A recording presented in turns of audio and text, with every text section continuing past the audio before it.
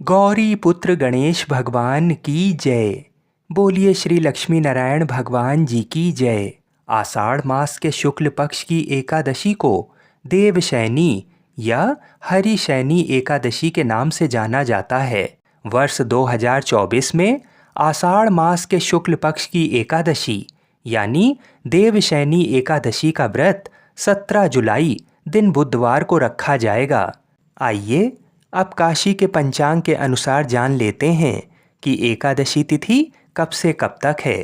एकादशी तिथि प्रारंभ होगी 16 जुलाई को रात 8:33 से और अगले दिन एकादशी तिथि समाप्त होगी 17 जुलाई को रात 9:02 पर। तो सूर्योदय के समय एकादशी तिथि 17 जुलाई को होने के कारण देवशैनी एकादशी का व्रत 17 जुलाई को ही रखना शास्त्र अनुसार सर्वोत्तम रहेगा। अगले दिन 18 जुलाई दिन गुरुवार को व्रत का पारण किया जाएगा और व्रत खोलने का शुभ समय होगा सुबह 5:18 से लेकर सुबह 8:01 के मध्य में। तो जब भी हम एकादशी का व्रत शुभ समय में खोलते हैं तभी हमें एकादशी के व्रत का पूर्ण फल प्राप्त होता है। देवशैनी एकादशी के दिन से सृष्टि के संचालक भगवान श्री हरि विष्णु जी पूरे 4 महीने के लिए योग निद्रा में चले जाते हैं। इस अवधि को भगवान का शयन काल कहा जाता है। मान्यता है कि भगवान विष्णु के शयन काल में जाने के बाद सृष्टि के संचालन का कार्यभार भगवान शिव जी संभालते हैं। इन 4 महीनों के बाद देव उठानी एकादशी के दिन भगवान विष्णु योग निद्रा से जागते हैं। इन 4 महीनों के अंतराल को ही चातुर्मास कहा जाता है। आज के इस वीडियो में आपको देवशैनी एकादशी से जुड़ी संपूर्ण जानकारी दी जाएगी कि एकादशी तिथि कब से कब तक है, अगले दिन व्रत का पारण कितने बजे करना शुभ होगा और साथ ही साथ देवशैनी एकादशी के दिन किन चीज़ों का दान करने से कौन कौन सी बाधाओं से मुक्ति मिलती है। तो आप लोग वीडियो को अंत तक अवश्य देखिएगा। देवशैनी एकादशी का व्रत रखने वालों को इस दिन सुबह जल्दी उठकर स्नान करना चाहिए।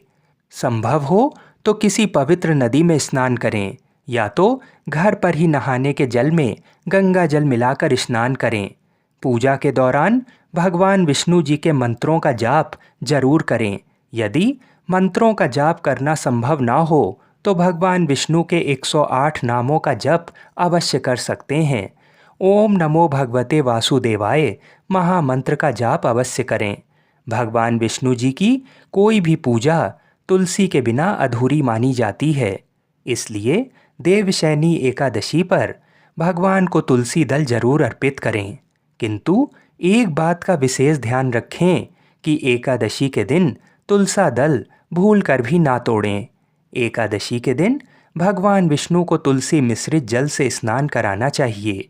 देवशैनी एकादशी का व्रत रखने वालों को भूमि पर शयन करना चाहिए तथा ब्रह्मचर्य का पालन अवश्य करना चाहिए। इस बार की देवशैनी एकादशी बुधवार के दिन पड़ रही है, तो एकादशी के दिन गाय और बछड़े का पूजन अवश्य करें तथा गाय बछड़े को हरा चारा अवश्य खिलाएं।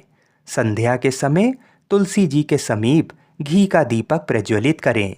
केले के पेड़ का पूजन करना चाहिए। इन कार्यों को करने से बुध ग्रह अति प्रसन्न होते हैं और कार्य क्षेत्र में सफलता के योग बनते हैं।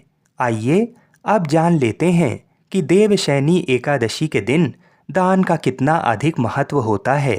देवशैनी एकादशी पर गरीब लोगों को दान अवश्य करना चाहिए। ऐसा करने से मनुष्य को जीवन में कभी भी अन्न और धन की कमी का सामना नहीं करना पड़ता है। अगर आप जीवन के दुखों से परेशान हो गए हैं तो इस समस्या से मुक्ति पाने के लिए इस एकादशी पर दूध और दही का दान करें। ऐसी मान्यता है कि इन चीज़ों का दान करने से जीवन के दुखों का अंत होता है। इसके अलावा देवशैनी एकादशी पर जूते और चप्पल का भी दान करा जा सकता है। धार्मिक मत है कि ऐसा करने से मनुष्य को भगवान विष्णु और माँ लक्ष्मी जी की कृपा प्राप्त होती है। साथ ही सभी संकट दूर होते हैं। ग्रह कलेश और रोग से मुक्ति पाने के लिए देवशयनी एकादशी पर जल का दान करें।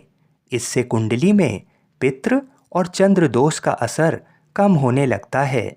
साथ ही आर्थिक समस्याएं दूर होती हैं और धन आने के योग बनते हैं।